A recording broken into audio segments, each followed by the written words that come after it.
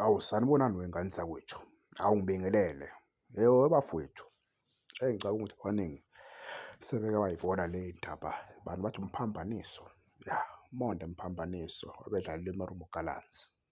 Ya, okuthiwa-ke lo mjida lona-ke noma udaba lungakaphumi lonke ukuthi kungani e-guilty noma iMarumo found e-guilty.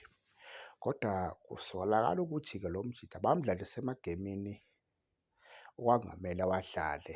Engicabanga ukuthi bengamele awadlale lama gemu awadlalile ngoba phela kuthiwa i-Cape Town City isifakile icala, ilifakile icala kwi-SAFA. So ngoba ilifakile icala-ke kubukeka kuthembisa ukuthi ingahle iliwine i-Cape Town City leli cala. Ingahle iliwine.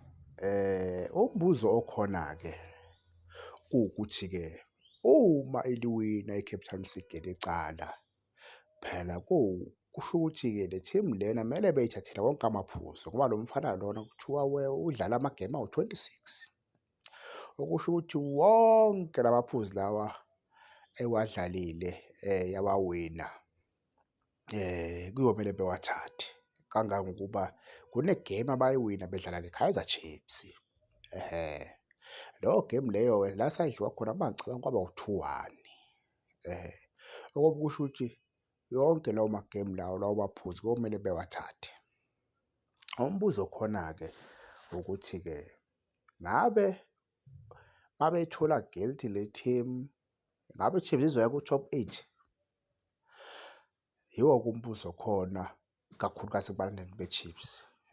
Ngokubuka kwami mina noma ngokucabanga kwami, noma bangayithola guilty le team, angiboni ukuthi kusekhona okungashintsha kwi-log nengizwe kahle.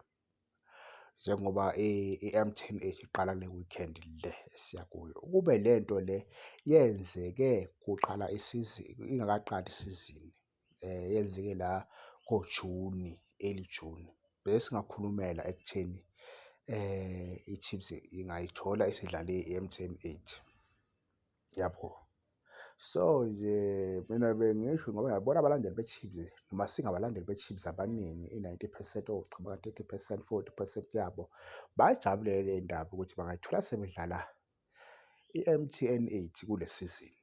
Futhi kithi thina esingabalandeli futhi be-Chiefs abanye esibuka ibhola ngelinye iso, mina bengingayifuni noma ngabe iyenzeka bekuyoba nje into ebhedayo nje, yabo. Bengifisa nje ukuthi i-Chiefs ngoba ingekho ingabe ibikho futhi, yabo. Ngoba nje iyosidonsela amehlo abhedayo nje, yabo. Ngoba i-team most of the time engene ngopotsho ivamise ukuyiwina le makhapha kanjena. Bengicela nje, bengifisa ukuthi nje mina iphele nje beyi-relegate ibuye i-Cape Town City mayibuya iphele kanjalo futhi, yabo. Ngiyabonga ithuba. Angazi wena ubona kanjani lapha ekhaya.